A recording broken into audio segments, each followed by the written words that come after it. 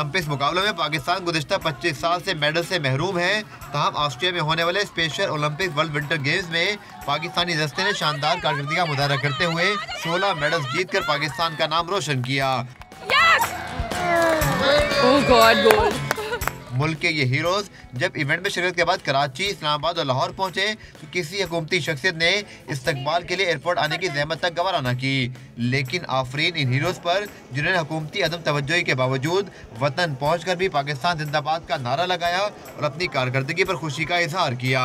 Thank you special Olympic Pakistan, thank you ZRC, thank you Haji Masood Sahab. Pakistan जिंदाबाद। मुझे अच्छा लग रहा है, मैंने पाकिस्तान के नाम लौटाएंगे। पाकिस्तान ने special Olympic world winter games में सोने के 3, चांदी के 7 और कांसी के 6 तमगे जीते। लेकिन अब तक हुकूमत ने इन बच्चों की हौसला अफजाई के लिए किसी इनाम का ऐलान नहीं किया। ताहम पेशावर ज़ल्मी के मालिक जावेद आफरीदी ने मेडलिस्ट को फीकस 1 लाख रुपए देने का ऐलान किया है।